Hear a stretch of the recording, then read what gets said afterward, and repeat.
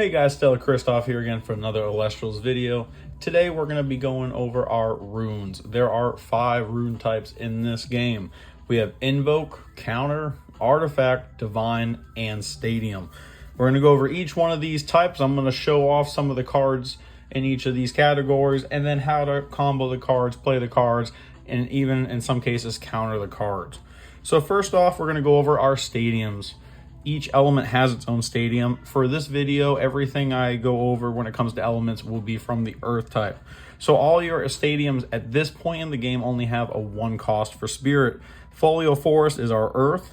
Elestrals get +1/+1 attack and +1 defense for each enchanting earth spirit to them. So if you have your Centaur, for instance, if this is out and you have your Earth deck mascot Centaur automatically gets +3 attack to it. So it's going to be a 14/15 as soon as you summon it. Next, we're going to go over Nectar of the Gods. If you are Yu-Gi-Oh fans, it is the Pot of Greed from that card. It does cost you 2 spirits to play, but you can draw 2 cards right off the bat. Circle of the Sky. This is the Nexus mechanic in the game. So if you Nexus up to 2, you don't have to do 2, but you Nexus up to 2, you can draw a card. So when it comes to cards like this, you actually have Elestrals that have this effect. So Aetheros is one of these. You can Nexus up to 2 water spirits. When you do, you can draw a card for each water that was moved that way. Nexus works really well if you're going to have cards that have separate effects, different effects. For instance, we have our Volt Tempest. Volt Tempest is a Thunder and Wind Elestral. You have to disenchant a spirit to activate its ability. So when you have your Divine Runes, and we'll go over that again later on, our Zeus, for instance, when you play this card, you can add up to 3 more Thunder Spirits to it. So if you're going to use Circle of the Sky, you can Nexus up to 2 spirits from Zeus over to Volt Tempest. And at that point, you can actually activate his ability once per turn. That's, 2 turns you'll be able to play it. All about comboing these cards, about making the cards work together. So we'll go ahead and set that to the side. Next up, you have your Ambrosia. Ambrosia is going to be a card that's in your deck. You're going to usually have 2 to 3 copies. Most people have 3 copies. This is your healing factor.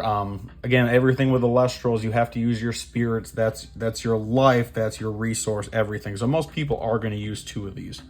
We're also going to have Golden Apple Discord. You discard 1 card from your hand to discard a random card from your opponent's hand, and then send the top 2 cards of their deck to the underworld. The reason why I'm going to talk about both of these real quick is because you also have a card called Lotagon. Lotagon's special ability is when you play either one of these runes, it destroys a card in the field. So again, you want to go ahead and combo these cards. Yes, Ambrosia will heal you. Golden Apple Discord will attack your opponent. Try to combine these cards together. You don't want to just go ahead and play the Ambrosia. If your opponent has a Lotagon, you play your Ambrosia, you are hurting yourself in the long run. Wait to try to destroy it. Wait for them to, say, ascend to a Septarber or something stronger, and then go ahead and start playing your cards. Do not hurt yourself in the process. Rise from the Ashes. Again, my Yu-Gi-Oh references. This is your Monster Reborn, your Premature Burial. It does cost you 3.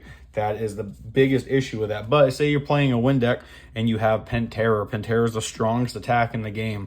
If it's my opponent's turn and they play any number of combinations, if they turn this to defense mode, Tsunami is a water rune that turns your all creatures that aren't water to defense mode. If they turn it into defense mode and they summon a stronger creature, again, I'll use your Centaur, for instance. If Pantera is in defense mode and they have their Centaur, you're going to destroy it.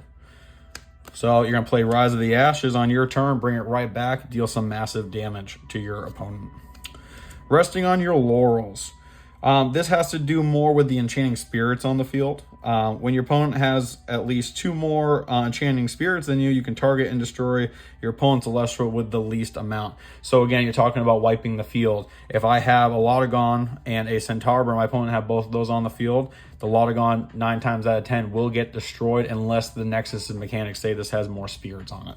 Again, talking about clearing the field. If I use my Resting on the Laurels, destroy the Lotagon, turn Centaur to defense mode, summon back my Pantera, then there we go. I'm going to take control of that field very quickly. Drops of Leaf. So when you guys start a game of Elestrals, they have a rule called Mulligan. If you do not like your hand, you can expend 2 spirits and redraw a hand, shuffle it back and redraw a hand. That's pretty much what this does. Again, it is 2 spirits, so it's the same thing. You're going to reveal any number of cards from your hand, show them to your opponent. You're going to shuffle all the cards back, draw the same amount of cards plus 1. So again, you're kind of doing a little Nectar of the Gods action in there as well. Okay card to have if you're not getting good hands, but again, there's so much to do in the game, and there's so many things you're using your spirits on. Personally, for myself, as of right now, this will not be in any of my decks. Going forward, Frostfall comes out in another week and a half, and then future sets, Daybreak's going to come out probably in August. So who knows what this might have cards in that set to help it. You might be able to play Drops of Leaf, and they might have an Elestral that anytime you put cards in your deck, you might be able to regain spirits or destroy an opponent's card. So not saying in the future this card won't be worth it, just me personally, it will not be used in any of my decks. Earthquake. Now we're going to go back to the different elements and their runes. Again, and I guess I didn't say this, these are all invoke runes I'm showing you guys. These are your normal spell cards, basically. Again, with my Yu-Gi-Oh reference. Earthquake, target and destroy an Elestral. Myself, I run water. There's a buddy of mine that runs water decks. We each have this in our deck. Again, it's mainly water. You're going to need at least 2 Earth Spirits in your deck, but this can save you. If your opponent's got their Pantera out, this will destroy it immediately and definitely put a crack in their shield, give them a rough time. Necklace of Harmonia. Again, a good card to have. The big drawback is it costs 2, and if you want to keep it on the field, you have to expend 2 every single turn. It basically gives your Elestral plus 5 attack.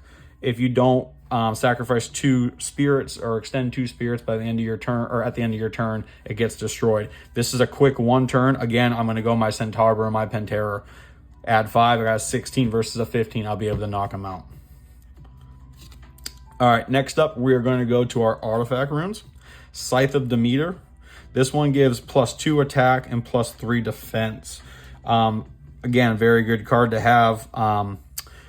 I don't have many good examples on my field right now. Actually, so Luddigon, it's got a 7, 8. If I give it 3 defense, that's an 11. It can stand up to the Centaur, put it in defense mode, and you'll be able to keep it on the field. Also, when you have Demeter on the field, so basically this card, when you can return an Earth Spirit from your Underworld to your Spirit deck when you destroy a card in battle. If Demeter's on the field, it actually gets to bring 2 back, so it does have a slight healing factor as well.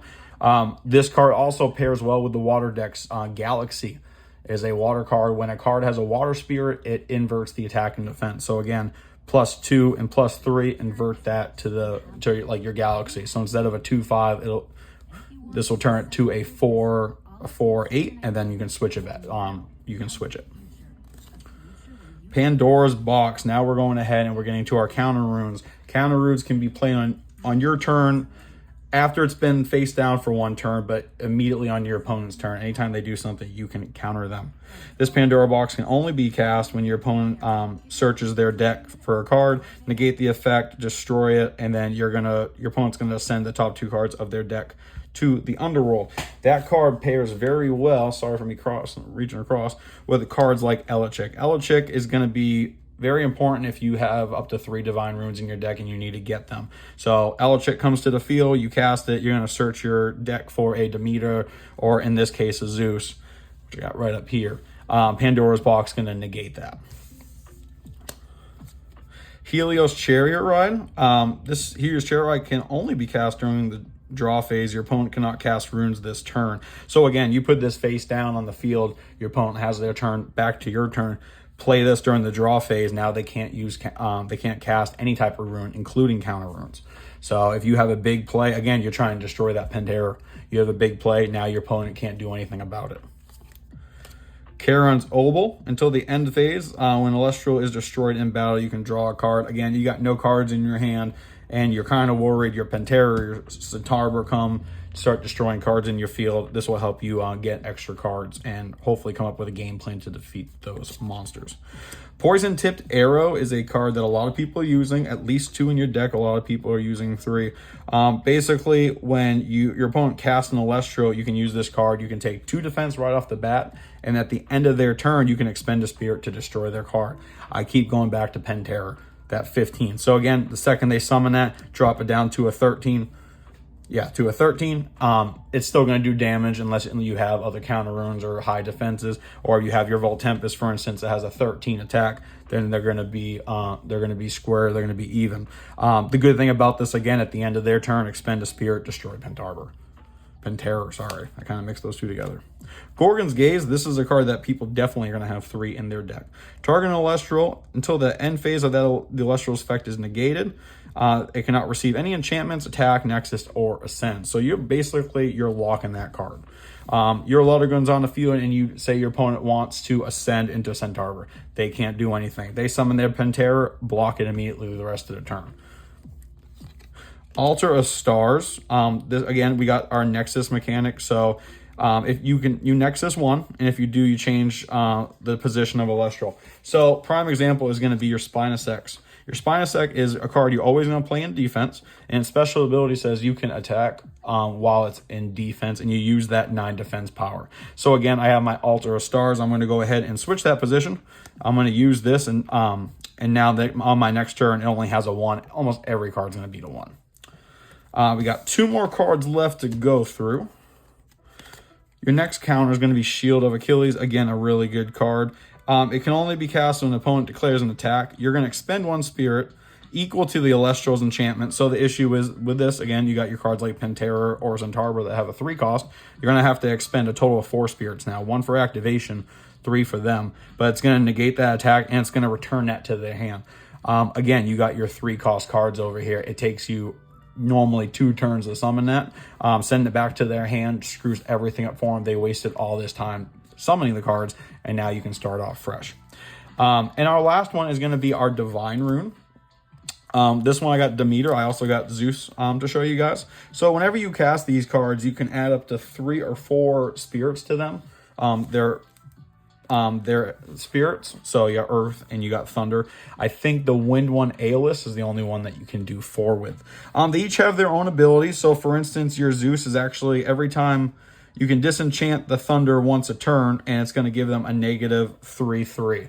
-3 attack, 3 defense. Again, going up to our cards up here, really putting a kink in their step. Demeter is going to do the exact opposite. It's going to disenchant, and it's going to give any card, any Elestral, but it's going to give them +3 attack, +3 defense. So again, let's go Volt Tempest and Penterror. If I use Zeus on Penterror, it's going to lower it. Volt Tempest can beat it. Demeter is the exact opposite. I can use this to power up my Volt Tempest, beat the Penterror.